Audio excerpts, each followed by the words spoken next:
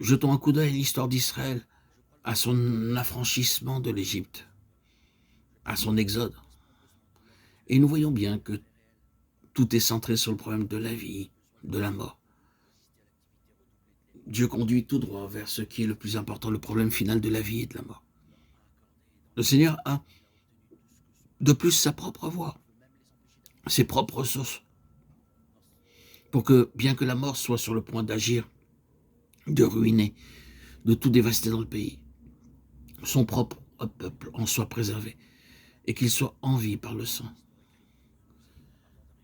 La vie des siens est placée sous sa propre sauvegarde.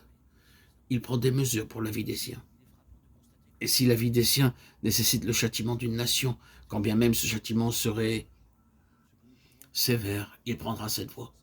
Dieu ne regarde pas lorsqu'il s'agit de la vie de son peuple. Sa jalousie pour la vie est mise nettement en évidence par toutes ces choses. Je n'ai guère besoin de remettre dans votre mémoire ces passages de l'Écriture, dans le Lévitique par exemple, concernant l'attitude du Seigneur envers la vie, où l'accent est mis sur le fait qu'il est interdit pour le peuple de boire le sang, car le sang c'est la vie, et la vie est dans le sang. Celui qui mangera du sang d'une espèce quelconque, celui-là sera retranché de son peuple. Lévitique 7, 27. Telle est la sauvegarde de la vie par le Seigneur.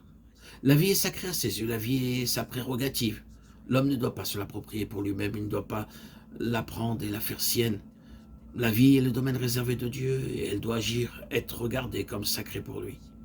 À cela, il faudrait ajouter beaucoup de choses, mais nous ne poursuivons ici qu'avec l'aspect considéré présentement. Toutes les choses que nous récapitulons ici nous conduisent principalement à ce fait. La vie est sacrée pour Dieu et il est intensément jaloux en ce qui la concerne. Oui, la vie et non pas la mort constitue la volonté divine. Encore une fois, le péché et la mort sont inséparables, comme le sont également la justice et la vie.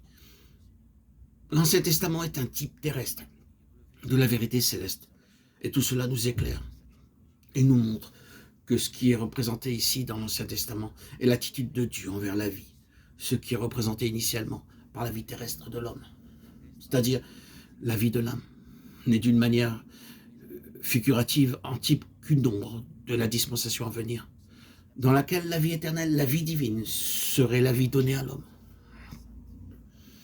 Ainsi, lorsque nous arrivons à la nouvelle dispensation, nous voyons que ce n'est pas simplement de la vie de l'âme humaine, de la vie physique, de la vie de l'homme, comme ici sur la terre qui est en vue. Il s'agit d'une autre vie appelée vie éternelle. Moi, je suis venu afin que les brebis aient la vie et qu'elle l'ait en abondance. Jean 10, 10. C'est bien sur cette vie-là que Dieu se présente comme étant aussi jaloux. Cette vie-là est bien la pensée par excellence du Seigneur. L'Ancien Testament, nous l'avons dit, est un type terrestre ou une représentation de la vérité céleste.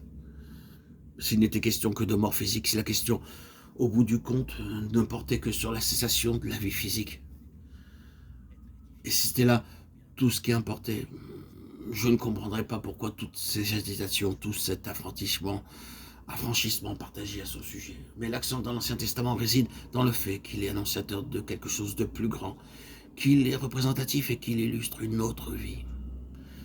Il ne faut pas parcourir longtemps le Nouveau Testament pour se rendre compte que ce qui est la contestation dans l'Ancien Testament, la vie même est transposée dans un autre domaine, celui de la vie spirituelle, de l'homme, de la vie éternelle.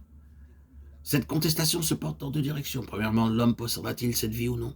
Deuxièmement, cette vie, une fois possédée, aura-t-elle toute la liberté de se manifester jusqu'à son expression finale, ou sera-t-elle étouffée, contrecarrée, mise en échec et entravée? Telle est la contestation. Il s'agit encore de la vie exprimée, non à partir d'ombre ou de type, mais bien dans sa réalité.